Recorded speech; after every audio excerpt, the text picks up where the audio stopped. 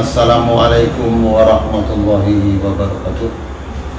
Alhamdulillah nahmaduhu wa nusalli wa nusallim ala rasulihil karim, amma ba'd. Wa qala ta'ala fil ayatil karim ba'da a'udzu billahi minasy syaithanir rajim.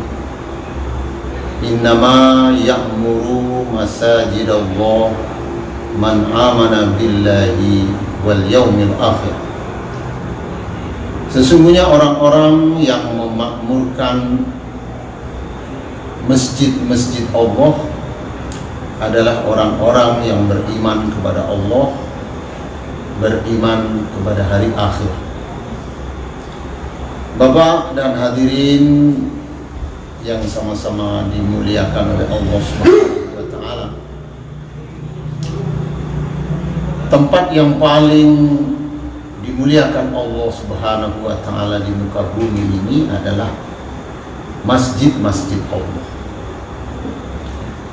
Dan Allah menjamin orang-orang yang memakmurkan masjid-masjid Allah adalah orang-orang yang beriman kepada Allah dan beriman kepada hari akhir, seperti ayat yang kita baca tadi. Nah, sekarang menjadi satu pertanyaan bagi kita. Andaikan orang bertanya kepada kita, sebenarnya masjid itu dibuat fungsinya untuk apa? Maka tentunya macam-macam jawaban, dan jawaban itu semuanya tidak ada yang salah. Ada yang mengatakan masjid itu fungsinya untuk ibadah, ada yang mengatakan masjid itu fungsinya untuk dakwah dan lain-lainnya. Semua jawaban itu benar. Tetapi yang paling benar adalah fungsi masjid dibuat adalah untuk mencetak orang-orang beriman. Mana bukti dan contohnya? Tentu harus ada bukti dan contoh. Kita bicara mesti ada bukti dan contohnya. Contohnya bahwa masjid itu tempat mencetak orang-orang beriman adalah para sahabat radhiyallahu anhum majma'in. Bukankah sahabat dahulu sebelum Islam mereka masyarakat manusia jahiliyah? Ya. Bahkan di antara mereka banyak yang jadi budak-budak belian. Ya. Hidup tidak berharga, namanya juga budak. Lantas dengan izin Allah, manusia-manusia yang jahiliyah ini dengan rahmat Allah tiba-tiba berubah menjadi manusia mulia, sehingga kata Nabi SAW, sebaik-baik zaman adalah zamanku, yaitu zaman para sahabat. Terus mereka ini dicetak di mana iman mereka ini? Kalau orang bilang tamatan mana mereka ini? Apakah Nabi SAW pernah mendirikan universitas atau pondok pesantren? Ya. Maka jawaban kita, pondok pesantren universitasnya Rasulullah SAW adalah Masjid Nabawi. Ya. Nah, sebenarnya kalau lihat sejarah, Nabi SAW menginginkan Masjidil Haram itulah tempat mendidik para sahabat itu, karena beliau lahir di Makkah. Masjid pertama juga di dunia ini adalah Masjidil Haram. 13 tahun Nabi telah usaha dengan maksimal, sehingga semua tokoh masyarakat Quraisy didatanginya untuk mendukung program beliau. Tetapi bukan gagal, tertunda. Karena apa? Karena tidak didukung oleh orang-orang Quraisy khususnya. Nabi bukan tidak didukung, bahkan dicaci. Gelar Al-Amin 40 tahun berubah jadi Al-Majnun, tukang sihir, orang gila, naudzubillah. Dan itu bukan orang-orang jauh, tapi orang-orang dekatnya Nabi SAW, pakcik-pakciknya sendiri. 13 tahun Nabi SAW sudah maksimal, maka tidak didukung, maka tak terjadi. Maka akhirnya Nabi SAW diperintahkan oleh Allah hijrah ke kota Yasrib, sekarang namanya Madinatul Munawwarah. Disitulah Nabi SAW membina para sahabat yang jahiliyah tadi dalam tempo yang sangat singkat, hanya 10 tahun. Masjid yang didirikan Nabi tak ada lampu, tak ada fasilitas apa-apa, sederhana, dari tiang-tiang daripada pohon korma. Kalau hujan mereka terkena hujan, sujud di atas lumpur, karena masjidnya sederhana. Tapi Masya Allah, dengan pertolongan Allah, dari Masjid Nabawi inilah justru lahir manusia-manusia yang brilian imannya, ya.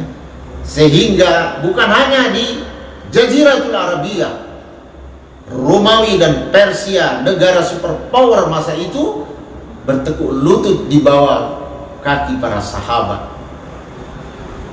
Apa sebab mereka bisa begitu hebat imannya? Di mana dilahirkan, di mana tercetak? Jawabannya tadi adalah di masjid. Kenapa masjid itu bisa menghasilkan orang beriman, mencetak orang beriman? Karena masjid itu hidup amal selama 24 jam sampai hari ini. Sehingga hari ini seluruh dunia ingin datang ke masjid Nabi SAW. Nah, hari ini banyak masjid, ya. Kenapa tidak lahir dari masjid-masjid kita ini orang-orang beriman seperti zaman sahabat?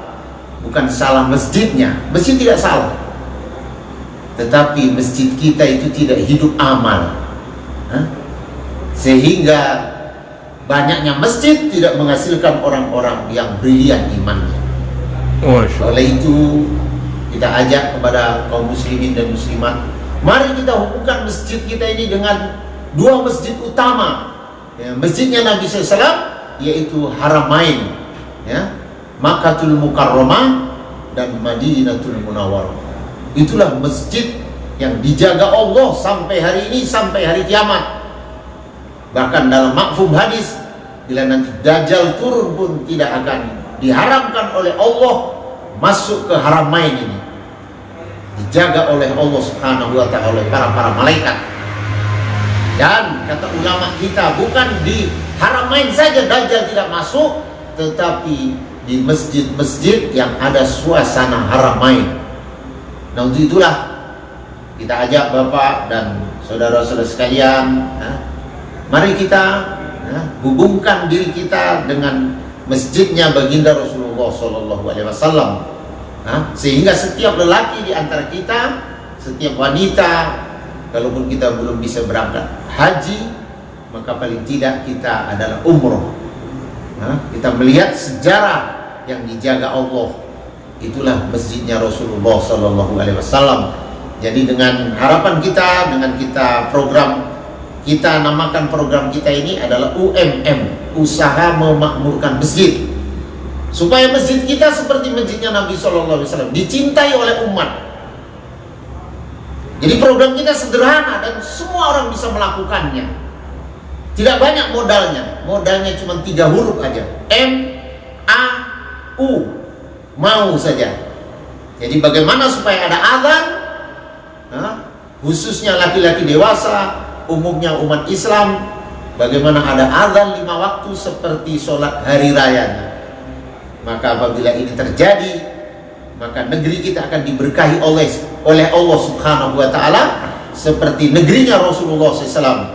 Jadi negeri kita akan jadi negeri yang baldatun thayyibatun warrabbun ghafur, negeri yang gemah ripah, loh jinawi, toto tentrem, kerto raharjo, subur kang tinandur, murah kang tinuku.